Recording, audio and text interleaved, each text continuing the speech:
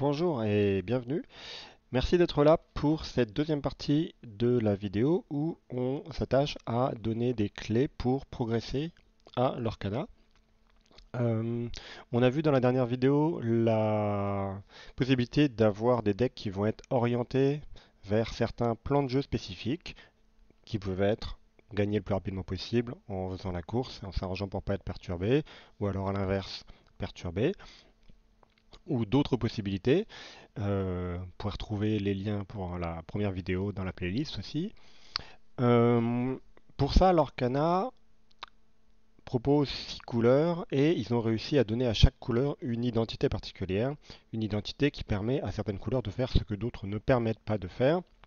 Et les règles de l'Orcana demandent de ne jouer que 2 des 6 couleurs d'encre disponibles. Ce qui implique de faire des choix, et on retombe sur ce qu'on disait au niveau du choix du deck. Si on choisit, si on a plutôt envie de jouer un deck qui va faire, je sais pas moi, plutôt essayer de gagner en fin de partie en jouant des cartes très fortes, très impactantes, tout en perturbant le début de partie de son adversaire pour l'empêcher lui de gagner très vite, on va s'orienter sur des couleurs qui ont les cartes les plus intéressantes pour faire cela. Le tableau qui est présenté ici, c'est simplement les 9 mots-clés qui existent aujourd'hui. En réalité, les 8 mots-clés sont présentés dans le tableau ici. Le neuvième, c'est Alter, et Alter, il est présent dans toutes les couleurs d'encre. Mais sur les 8 autres mots-clés, on les retrouve répartis dans les 6 couleurs, et en général, chaque mot-clé est présent dans 2 ou 3 couleurs. Il y a peut-être que Méloman qui est présent que en jaune pour l'instant. On verra avec les autres chapitres si c'est amené à changer. Ces mots-clés sont d'une certaine manière des indicateurs aussi de ce que permet de faire les couleurs. On va voir par exemple qu'il n'y a que la moitié des couleurs d'encre qui proposent des caractères avec charge. Et encore émeraude, si je ne me trompe pas, il n'y en a qu'un seul qui a charge. Donc la charge est quand même plutôt sur le rubis et l'améthyste. C'est vrai aussi pour l'insaisissable qui sont présents dans ces trois couleurs aussi. Hors d'atteinte, ça va être émeraude, acier. Donc si on veut avoir des créatures qui sont protégées par une capacité d'être ciblés, d'être la cible de cartes qui vont les bannir ou qui vont leur infliger des points directement sur elles. Ces deux couleurs-là sont à prioriser. Soutien, deux couleurs aussi. Après, ces mots-clés-là, ils ont une importance sur des personnages dans une optique particulière, mais ça va pas tout faire non plus. On verra avec les chapitres suivants si ces mots-clés sont donnés de nouveau et s'ils sont donnés dans d'autres couleurs que celles sur lesquelles ils étaient au départ. Mais ces mots-clés et les couleurs auxquelles ils appartiennent font partie de ce qu'on appelle l'identité de chaque couleur. Chaque couleur a une identité qu'on peut définir par qu'est-ce que la couleur peut faire.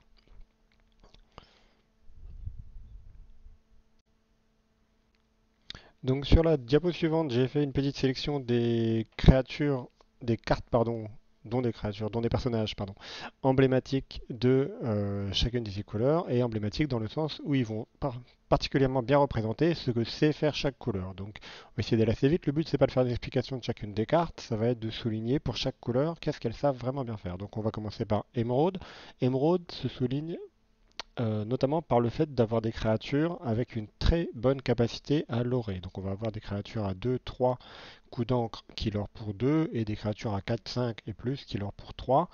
Et ces créatures ont souvent une petite capacité qui va faire que ça va dissuader l'adversaire de venir les défier, comme Flynn qui fait défausser quand il est défié, ou Cusco qui emporte avec lui la créature qui le bannit. Donc voilà, Emerald fait très bien ça, allez l'aurer vite pour peu cher. Ce qui en fait plutôt une couleur agressive dans ce cas-là. Emerald fait aussi quelque chose que les autres couleurs ne font pas, c'est renvoyer des créatures dans la main de leur contrôleur. Améthyste le fait aussi un petit peu, mais Emerald le fait pour n'importe quelle créature, que ce soit les siennes ou celles de l'adversaire. Donc on a pour ça le champ, n'écoute que moi, Mother No Best en anglais, et le génie, qui, quand il arrive, permet de renvoyer une créature dans la main de son contrôleur. Donc renvoyer les créatures dans la main, c'est une particularité de l'émeraude.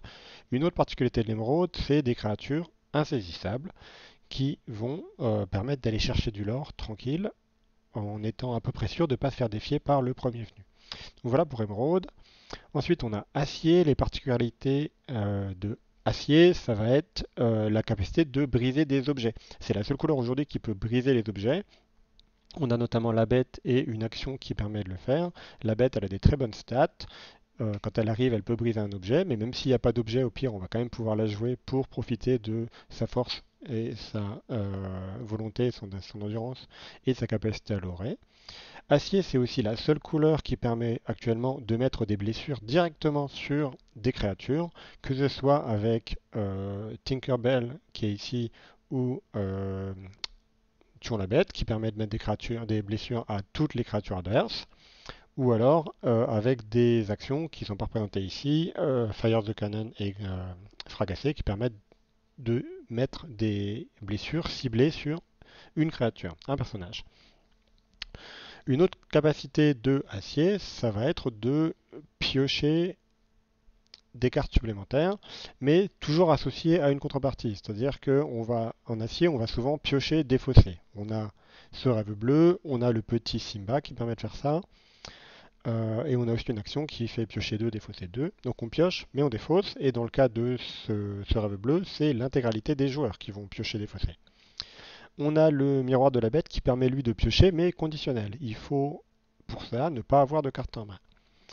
Donc voilà pour les particularités du acier. Il y a aussi, on peut dire aussi, pardon, on peut dire la capacité de challenger offensif, pardon, où on a pas mal de représentants de la couleur acier qui ont ce mot-clé. Donc ça va donner un avantage offensif aux créatures qui vont pas être là pour aller chercher du lore, elles vont clairement être là pour aller bannir les cartes en face qui posent problème. Donc on a le Captain Hook qui est ici, on a le Prince Eric qui fait ça très bien.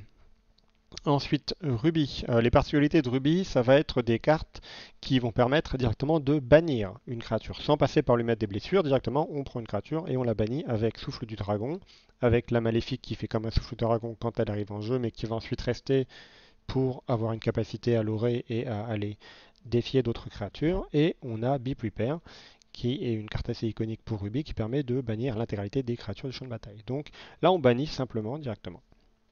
Une autre capacité du Ruby que les autres n'ont pas ou presque pas, c'est la capacité de faire perdre des points de l'or. Faire perdre des points de l'or ou même, dans certains cas, de voler des points de l'or. C'est-à-dire que tu en perds un, moi j'en gagne un. Ou tu en perds deux, moi j'en gagne deux. Avec notamment le Aladdin qui est ici, il y a aussi le petit Aladdin qui fait lui simplement perdre des points de l'or.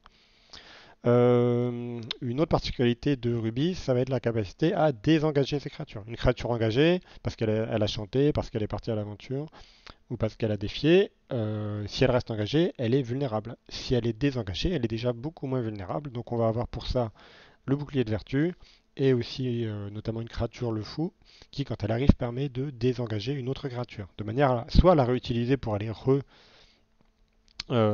défier ou chanter une chanson par exemple. Pas partir à l'aventure, c'est stipulé sur la carte. Mais pour en tout cas rendre la créature, si on la laisse désengager, la rendre moins vulnérable aux défis adverses. Un mot-clé qui est associé à rouge aussi, qu'on a vu tout à l'heure, c'est assaillant, avec des créatures qui vont être là uniquement pour aller bannir les cartes en face. On a Gaston et Maui notamment dans la catégorie là. Ensuite, pour le ambre, on va avoir le ambre qui va être associé beaucoup au chant. On a notamment le mot-clé, comme je l'ai dit plus tôt, mélomane, qui est associé uniquement à ambre pour l'instant et qui permet de chanter pour des chants qui ont un coût supérieur aux cartes qui la chantent. Et on a aussi la possibilité, notamment avec Ariel, de récupérer un chant dans les cartes du dessus de sa bibliothèque. Donc je dirais que les chants aujourd'hui, c'est vraiment très associé à ambre. L'ambre est aussi une couleur qui permet d'avoir du soin, d'enlever des blessures sur une créature, avec notamment Réponse et la Zygoflex. Réponse qui fait ça très bien. Ambre est aussi une couleur où il y a beaucoup de bodyguard. On a notamment le petit Simba qui est ici, mais aussi Maximus. Donc bodyguard, rempart, pardon, c'est vraiment associé à la couleur ambre. Et enfin, ambre a, et c'est la seule couleur qui permet de faire ça pour l'instant, la capacité à aller rechercher des cartes dans notre défausse, avec le Hades qui est présenté ici, et un champ qui fait le même effet quand il est joué. On va reprendre un personnage de notre défausse pour pouvoir le remettre dans notre main. Ensuite, améthyste. Améthyste, c'est clairement la couleur de la pioche. La pioche qui va être intéressante pour des parties plus longues. On n'a pas intérêt à piocher des cartes supplémentaires si la partie est censée s'arrêter au tour 7. quoique. Mais c'est vraiment intéressant d'avoir de la pioche sur des parties qui durent pour avoir un avantage sur la durée. Donc on a notamment ici la maléfique, les amis de l'au-delà et la créature, le personnage, la reine, qui permettent de piocher des cartes supplémentaires assez facilement. Piocher des cartes, c'est clairement la signature de l'améthyste. Une autre particularité de l'améthyste, c'est la capacité à engager des créatures. On l'a dit plus tôt, une créature dégagée, elle est protégée, elle ne peut pas être challengée. Une créature engagée, elle peut être challengée. Donc on a notamment la petite Elsa et la grosse Elsa qui sont là, et d'autres cartes aussi en améthyste qui vont engager des créatures, qui vont nous permettre de les défier avec nos propres créatures. Un peu associé à la pioche, on a aussi en améthyste la possibilité de filtrer un petit peu ce qu'on va piocher, avec le chaudron d'Ursula et Isma, qui font ça très bien, qui permettent de regarder la carte du dessus ou dans le chaudron les deux cartes du dessus et en choisir une qui reste dessus, une qui va en dessous. Isma c'est seulement la carte du dessus et on choisit si on la met pas en dessous. Donc on filtre et on pioche en améthyste. Et on a aussi des créatures insaisissables, c'est une des couleurs qui a aussi des insaisissables. Et enfin, Saphir. Saphir, il y a deux particularités principalement pour Saphir, je dirais. La première, c'est la capacité à augmenter la taille de sa réserve d'encre plus rapidement que la normale. La normale, c'est ce que la règle préconise, enfin la règle demande, stipule qu'on ne peut ancrer qu'une carte par tour. Avec Saphir, il y a possibilité d'ancrer plusieurs cartes par tour. Avec notamment la Belle et le Mickey qui sont présentés ici. Pardon. Et d'autres cartes qui permettent d'ancrer deux cartes dans le même tour. Ça a pour but d'augmenter sa réserve d'encre plus rapidement et d'arriver par exemple en milieu de partie au tour 5 avec déjà 7 ou 8 encres dans sa réserve et pouvoir jouer des très grosses cartes là où notre adversaire il a encore que des cartes à 4 ou 5. Donc ça permet de sacrifier un petit peu le début de partie en jouant des cartes pas hyper fortes comme Je vole, Grand-mère Tala ou le Mickey, mais pour ensuite avoir des cartes beaucoup plus fortes que ton adversaire au même moment. Dernier point concernant Saphir, c'est sa capacité à gérer les créatures adverses, non pas en les bannissant comme le fait Ruby, mais en les envoyant face cachée dans la réserve d'encre du contrôleur de la créature. Donc ça permet de gérer une menace, de gérer un personnage. Ça a l'effet négatif d'offrir quelque part un encre supplémentaire à son adversaire pour les tours supplémentaires, ce qui est assez impactant au début de partie, mais qui le devient de moins en moins au fur et à mesure où la partie avance. Il faut voir que ces cartes-là en saphir comparées à leur équivalent en rubis sont globalement un petit peu moins chères ou plus faciles à jouer. Let It Go, il est à la fois ancrable et c'est un champ comparé à Feu du Dragon qui est ni ancrable ni un champ. Et Hades sort pour 7. Alors ok, il est non ancrable, mais il sort quand même 2 tours plus tôt que un Maléfique. L'effet négatif, je l'ai dit, c'est que ça offre un encre à son adversaire. L'effet positif, quelque part, comparé à bannir une créature qui l'envoie au cimetière dans la défausse, comme le feraient les cartes rubis, c'est que ça évite que l'adversaire puisse utiliser des effets comme celui, par exemple, du Hades en ambre, qui permet de récupérer une créature de sa défausse, de son cimetière. La carte étant envoyée dans la réserve d'encre, il n'y a actuellement aucun moyen d'aller récupérer cette carte pour s'en resservir. Donc voilà, on a fait le tour des 6 couleurs et des différentes mécaniques et des différentes forces de chacune de ces couleurs. Ce qu'il faut voir, c'est qu'actuellement, dans le format avec uniquement le chapitre 1, en jouant 2 couleurs, on a accès à un maximum de 68 cartes différentes, dont beaucoup ne sont pas jouées. Ce qui veut dire qu'à partir du moment où dans une partie on a identifié quelles sont les 2 couleurs que joue notre adversaire, on peut assez facilement imaginer quelle carte il va jouer ou ne pas jouer. Alors il y a certaines couleurs qui vont être bonnes sur différents plans, mais globalement, si on voit 5 ou 6 cartes du deck de son adversaire, on peut facilement imaginer les autres. On n'aura pas sa liste à 100%, mais ça permet d'avoir une idée de qu'est-ce qui nous attend, de prévoir en réalité, pour être prêt en cas de savoir qui peut jouer des cartes. Typiquement, j'en prends l'exemple avec Be Prepare, soyez prête. On sait que si mon adversaire joue Ruby, qui joue un deck qui est plutôt contrôle, on sait qu'arrivé à cette encre, on a le risque de subir soyez prête. Une fois qu'on a choisi quelle couleur on voulait jouer, quelle carte on avait envie de mettre dedans et qu'on s'attache plutôt à construire son deck, ce qu'on appelle le deck building en anglais, et qu'on essaye d'expérimenter un petit peu en deck building ou qu'on est déjà assez bon mais qu'on veut vraiment peaufiner pour avoir un deck qui soit vraiment optimal, on regarde souvent ce type de tracé, le type de courbe que je présente ici, qui sont des cost curves.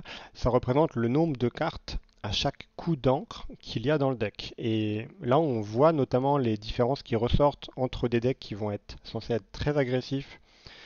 Comme je l'ai dit plus tôt, des decks agressifs dans la première vidéo, on va essayer de jouer une petite menace au tour 1, une un peu plus grosse menace au tour 2, peut-être deux menaces au tour 3 ou une encore plus grosse menace au tour 3 et systématiquement aller chercher des points de l'or le plus rapidement possible. Donc on va voir que la courbe de mana, la courbe, c'est pas du mana, pardon, la courbe d'encre, va être plutôt compressée vers les faibles coups. L'idée, c'est vraiment à chaque partie d'avoir quelque chose à jouer au premier tour, quelque chose à jouer au deuxième tour. Si jamais on prend sa main de départ et qu'on n'a rien à jouer ni au tour 1 ni au tour 2, on va chercher à mulliganer, à enlever des cartes de sa main pour en piocher des nouvelles, de manière à pouvoir jouer des choses tôt dans la partie. Parce que notre deck est bon pour ça, et si pas de chance, on a une main avec que des coups qui sont plutôt à 4, 5, 6, il ne faut pas les garder. Il faut s'en séparer d'une bonne partie pour espérer repiocher des cartes à jouer dans le bas de la courbe. Ça va être pour un deck agressif. Et c'est important parce que notre deck, il est très bon pour faire ça, mais si on part avec une main qui n'est pas adaptée à ce que le deck peut faire, après c'est les statistiques, c'est le hasard. Quand on va prendre des cartes, le deck est bien mélangé, on va prendre des cartes, on peut arriver sur tout type de main, mais on met toutes les chances de notre côté en construisant des decks agressifs avec beaucoup de cartes à 1, 2, 3, comme ici. Et ensuite des cartes à 4, 5, 6 pour quand même avoir des choses à jouer sur la fin de partie. Et on espère avoir gagné la partie au tour 6 ou 7, donc évidemment, on ne met rien dans les plus hauts coups, même s'il y a des cartes qui existent, on n'a pas envie de les piocher, parce qu'on estime qu'on devra avoir gagné à ce moment-là de la partie, et que la carte, elle va nous servir à rien si on la pioche plus tôt dans la partie. Donc pour la courbe d'encre, des coups d'encre pour les decks agressifs, ça va se présenter comme ça, et là on voit sur mon graphique au niveau des couleurs, là j'avais choisi de présenter un deck agressif, avec des couleurs qui vont bien dans cette idée-là, avec de l'émeraude et de l'améthyste, pour jouer sur le côté insaisissable et des créatures qui vont l'aurer rapidement et qui vont être difficiles à gérer. À l'opposé, un peu dans les courbes, on va avoir les decks contrôle. Donc là, par rapport aux couleurs, tout de suite, on voit là, c'est rubis améthyste. Et rubis améthyste, on va avoir un tout petit peu de cartes à 1.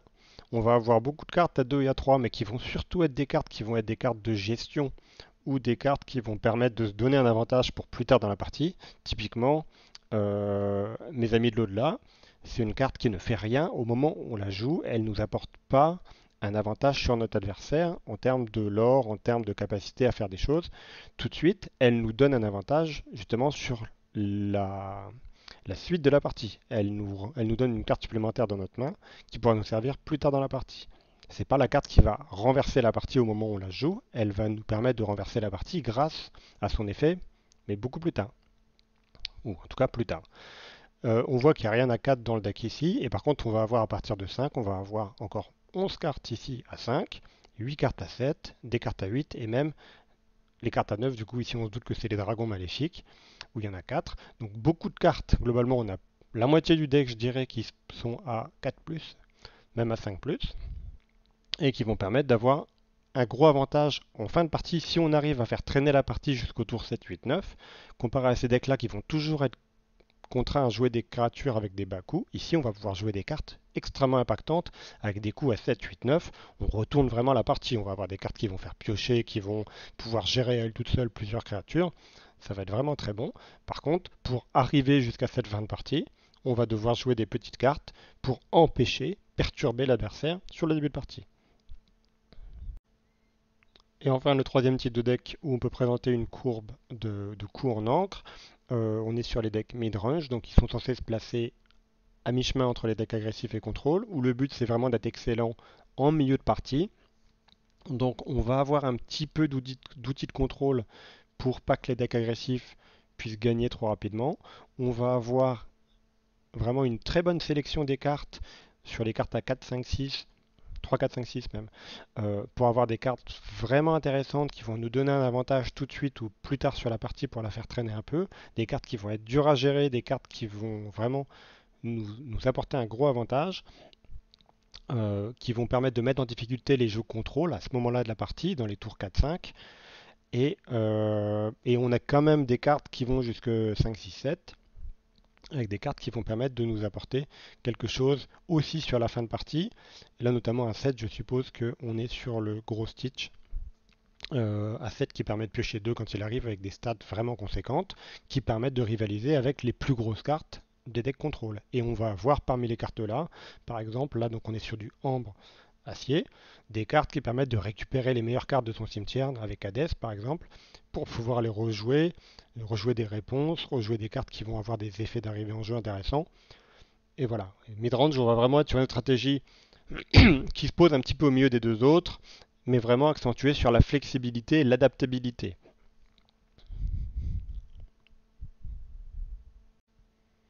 On va maintenant aborder une notion intéressante dans tous les jeux de cartes à collectionner, les JCC, qui est particulièrement importante aussi à l'Arcana. C'est ce qu'on va appeler globalement des ressources. Donc qu'est-ce que les ressources? Ça va être ce qui est à votre disposition, ce qui vous appartient dans la partie pour amener pour vous amener à la victoire. Donc en termes de ressources, dans les règles, chaque joueur commence avec 7 cartes de départ, qu'il a pu choisir après un mulligan gratuit.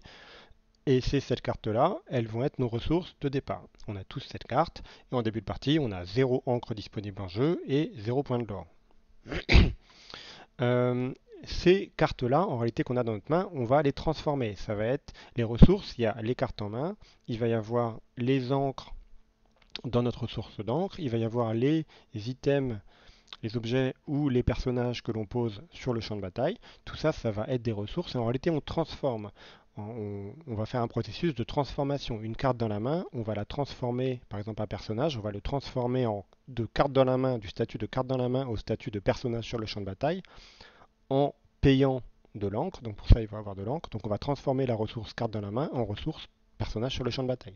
Le personnage sur le champ de bataille, il a un potentiel direct. La carte dans la main, la créature, tant qu'elle est dans la main, elle n'a pas de potentiel. Le seul potentiel qu'elle a, c'est qu'on peut le jouer éventuellement. Enfin, oui, mais une fois qu'elle est sur le champ de bataille, la créature, elle va avoir le potentiel de aller chercher des points de l'or, elle va avoir le potentiel de chanter éventuellement, elle va avoir le potentiel de se faire challenger ou elle-même challenger une autre créature et en fonction de son nombre de points de volonté et son nombre de points de force, donc son endurance, non, c'est sa volonté pour endurance et force et sa force, elle va avoir la possibilité d'interagir avec d'autres créatures en se faisant défier ou en défiant elle-même.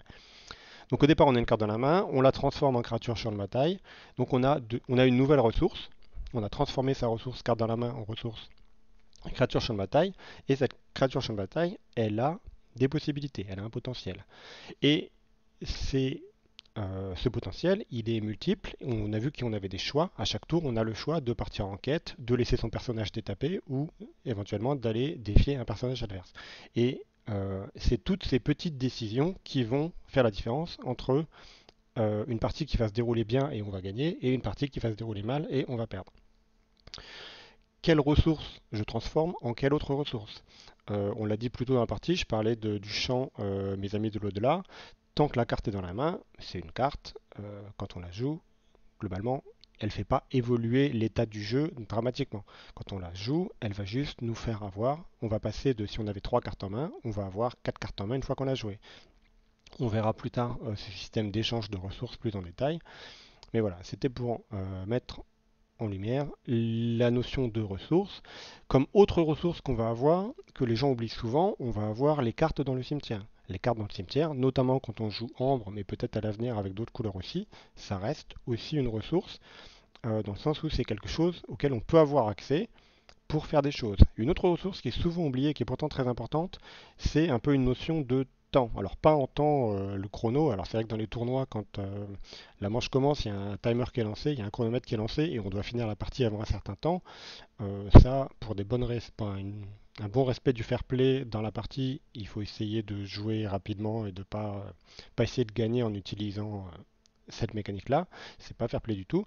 Mais par contre, quand je parlais de temps, en réalité, c'est de temps en nombre de tours qui vous reste avant la défaite. Si vous comptez que vous savez qu'au prochain tour, votre adversaire a gagné parce qu'il va arriver à 20 l'or, il a ce qu'il faut pour arriver à 20 l'or le tour d'après, vous avez plus que votre tour pour réagir, vous devez réagir tout de suite. Ce qui vous force à faire des choix qui seront peut-être pas forcément les meilleurs choix, mais c'est les bons choix parce que si vous ne les faites pas, vous avez perdu. Si dans vos calculs vous voyez que votre adversaire il n'a pas gagné avant 3 voire peut-être 4 tours, peut-être qu'il y a des choix qui doivent être faits différemment. Peut-être que ça vaut le coup d'investir, de transformer certaines ressources pour les derniers tours, plutôt que de tout de suite essayer de gérer le champ de bataille de votre adversaire. Donc cette notion de est-ce que mon adversaire est sur le point de gagner, dans ce cas-là je dois agir tout de suite pour l'empêcher de gagner, ou alors est-ce que j'ai le temps, et dans ce cas-là j'ai le choix. Soit j'ai encore la possibilité de gagner la course, soit j'ai encore la possibilité d'interagir avec ce que lui fait, ou j'ai la possibilité de faire des choses qui vont rien changer à l'état du champ de bataille, mais qui vont me donner un avantage. Typiquement, mes amis de l'au-delà, ça permet d'avoir plus de ressources en main pour les tours à venir. Alors oui, on perd 3 encres sur le coup quand on le joue, mais on a plus de possibilités qui s'offrent à nous pour les tours suivants, d'où l'intérêt de la carte. Donc c'est toujours cette notion de combien de tours, combien de temps il me reste avant que la partie se termine, avant que mon adversaire gagne. Pour l'encre dans notre réserve d'encre, c'est une ressource qui est un peu particulière parce qu'elle se reset, elle revient à zéro à tous les débuts de tour. On en a un certain nombre dans notre réserve, on peut les utiliser pendant notre tour. Si j'en ai 4, je joue un sort à 2, il m'en reste 2, je joue un autre sort à 2, il m'en reste plus. Mais au tour suivant, ça va se remettre à zéro. Et quelque part, un encre qui n'est pas utilisé pendant son tour, c'est un encre qui est perdu. Si on a parfois des parties où il y a des tours où on fait le choix, où on n'a pas le choix, on ne joue rien. C'est toujours dommage parce que dans ce cas-là, c'est une utilisation non optimale de notre réserve d'encre. C'est-à-dire qu'on avait 4 encres disponibles, c'était une ressource, elles étaient là, et on a choisi de ne pas les jouer. Si notre adversaire, lui, au même tour, il les a joués, sans doute que sur le champ de bataille, ça va se ressentir. L'adversaire, il va avoir un avantage au champ de bataille parce qu'il aura utilisé plus efficacement les ressources qui étaient à sa disposition, pas les cartes dans la main dans ce cas-là, mais les encres qui étaient à sa disposition, pardon.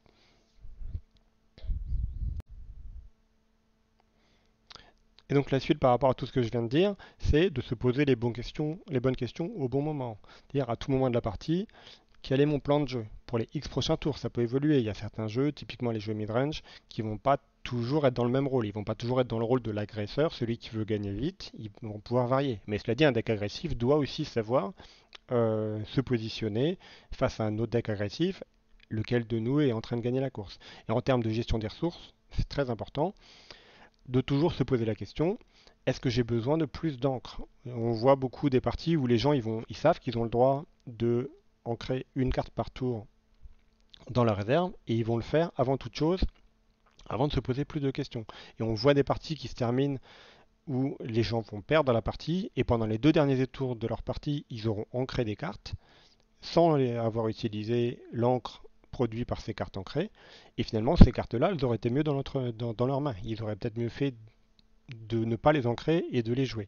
Donc toujours se poser la question vraiment, est-ce que j'ai vraiment besoin de plus d'encre? Évidemment, dans les 3-4 premiers tours de la partie, la question ne se pose pas, on a quasiment toujours besoin de plus d'encre, mais arriver à 5-6 encres, en fonction des jeux, parfois, ça vaut pas le coup. En fonction de ce qu'on a à disposition dans la main aussi. Parfois, il vaut mieux faire l'impasse sur l'ancrage d'un tour pour pouvoir jouer une carte supplémentaire le tour d'après, plutôt que de l'ancrer. Est-ce que je suis dans une situation où j'ai besoin de combattre les créatures adverses ou pas? Si mon adversaire il est à 18 et qu'il a 2 créatures qu'il aura 1, évidemment j'ai besoin de combattre les créatures adverses. Dans ce cas-là, je vais utiliser mes ressources créatures champ de bataille pour aller défier ces créatures. Alors que dans d'autres circonstances, peut-être que ces 2 créatures qu'il aura 1, je m'en moque, et moi avec mes créatures, je vais plutôt moi aller chercher des points de l'or, ou chanter, ou autre chose. Voilà, c'est toujours intéressant de se repositionner. Est-ce que c'est moi qui suis en train de gagner? Est-ce que je devrais poser plus de menaces? Est-ce qu'il y a un risque à poser plus de choses sur le champ de bataille? Typiquement, si mon adversaire joue rouge, on se rappelle ce que j'ai dit plus tôt quand on parlait des rubis, mon adversaire à partir du tour 7, s'il a 7 encres, peut jouer Soyez prête. Soyez prête, ça va annihiler tout ce que j'avais posé sur le champ de bataille jusqu'avant. Donc si moi j'avais vidé ma main et joué plein de petites créatures en me disant chouette, je vais pouvoir l'aurer super vite, mon adversaire au tour 7, il va tout me faire perdre. Alors que si j'avais joué que la moitié, gardé l'autre moitié en main, mon adversaire il aurait quand même de toute façon été obligé de jouer son Soyez prête, sauf que juste derrière, moi j'aurais pu rejouer plein de choses. Donc toujours se poser la question, est-ce que je suis dans une situation où j'ai besoin de jouer plus de menaces? Et dans d'autres types de situations, il n'y a pas spécialement de menaces qui sont posées sur le champ de bataille, la partie est peut-être pas assez avancée, et on va avoir des décisions à prendre entre est-ce que les cartes que j'ai en main, les ressources potentielles que j'ai en main, je choisis de jouer, justement remplir le champ de bataille pour mettre mes propres menaces et forcer mon adversaire à réagir, ou alors jouer des cartes qui vont avoir uniquement un intérêt de me donner un avantage pour la suite de la partie, qui vont pas fondamentalement faire évoluer l'état du champ de bataille, qui vont pas me faire euh, me forcément rapprocher de la victoire pour mon plan de jeu, mais qui vont me donner un avantage pour la suite de la partie. Typiquement, un chaudron d'Ursula ou mes amis de l'au-delà font ça très bien. Ils vont me donner un avantage pour la suite de la partie. Le point d'après pour le risque de subir un board wipe. Donc typiquement un board wipe, c'est une carte qui va détruire l'intégralité de ce qu'il y a sur le champ de bataille, enfin des personnages en tout cas, comme Be Prepare. Ça c'est plutôt avec le point d'avant. Est-ce que je joue des menaces en plus en gardant ça en tête? Et donc tout ça, tout ce que je viens de dire jusque-là sur cette diapo, c'est des micro-décisions, ou pas micro d'ailleurs, des décisions qui doivent se faire à plein de moments dans notre tour, que ce soit au moment de choisir qu'est-ce que j'ancre, est-ce que j'ancre, qu'est-ce que j'ancre, est-ce que je joue. Et c'est important de réévaluer sa stratégie, de réévaluer son plan de jeu. Qu'est-ce que je fais dans les X prochains tours en fonction de ce que mon deck sait faire, de ce que moi je sais que je dois faire, de le réévaluer très régulièrement, notamment à chaque fois qu'il y a un changement majeur dans l'état du champ de bataille. Alors quand c'est un changement majeur qui vient de votre côté, vous l'imposez, c'est vous qui le choisissez, donc vous l'avez pris en compte dans votre plan. Par contre, quand c'est l'adversaire qui joue une carte impactante, sérieuse, qui vous pose un nouveau problème, il faut réévaluer ce que vous aviez prévu de faire dans les tours à venir. Toujours en ayant connaissance de qu'est-ce que j'ai en main, quelles sont les possibilités, qu'est-ce que je peux faire avec ce que j'ai en main, ce que j'ai en encre et ce que j'ai sur le champ de bataille. Donc ça arrive quand vous piochez une nouvelle carte forte au début de votre tour. Chaque fois que vous piochez une carte, il y a une possibilité que cette carte vous fasse changer vos plans. Parce que vous aviez un plan, mais finalement, grâce à la nouvelle carte que vous avez piochée, vous avez un meilleur plan. Donc vous changez pour ce meilleur plan qui implique la carte que vous venez de piocher.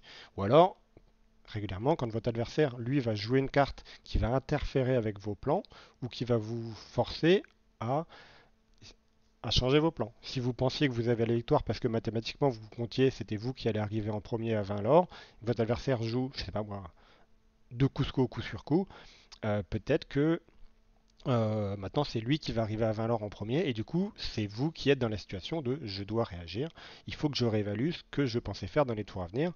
Simplement jouer des quêtes, des créatures et l'aurer ne va pas suffire. Donc le moment idéal pour réfléchir à tout ça, c'est pendant le tour adverse, pendant que votre adversaire réfléchit. C'est exactement comme aux échecs, hein, le meilleur moment pour réfléchir, c'est pendant le tour adverse. Plus on arrive à réfléchir pendant le tour adverse, plus vite on va jouer pendant notre tour. Et jouer vite, ça ne veut pas dire jouer mal dans ce cas-là, ça veut dire on a choisi ce qu'on allait faire, on a pris la décision une fois qu'on a vu ce que l'adversaire faisait pendant son tour. La seule réévaluation à faire, c'est en fonction de la carte qu'on va piocher au début de son tour. Soit elle change l'idée qu'on avait de ce qu'on allait faire dans les tours à venir, dans ce cas-là, on réévalue.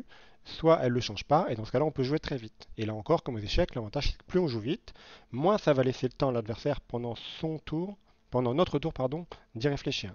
Alors, c'est pas comme aux échecs dans le sens où le temps des 50 minutes est partagé entre les joueurs, on n'a pas chacun son propre compteur, mais d'un point de vue psychologique, c'est quand même intéressant de jouer avec une grande assurance parce qu'on a bien eu le temps de réfléchir pendant le tour adverse. Ça va aussi envoyer le signal à l'adversaire que vous êtes confiant, vous savez ce que vous faites et mine de rien, c'est très important ce côté psychologique. Et on va s'arrêter là pour cette deuxième partie de la vidéo. On commencera la troisième partie, la suite de cette vidéo sur cette diapo où on commencera à expliquer des notions de tempo et où on fera aussi des explications de cas avec des exemples de parties prises sur des expériences de Pixelborn où on analysera chaque décision une par une qui doivent être prises en termes de qu'est-ce que j'en, qu'est-ce que je joue, qu'est-ce que je fais avec mes ressources. Donc voilà, j'espère que la vidéo vous a plu et je vous retrouve d'ici quelques temps pour la troisième partie de notre vidéo sur le perfectionnement à l'Arcana. Merci, à plus.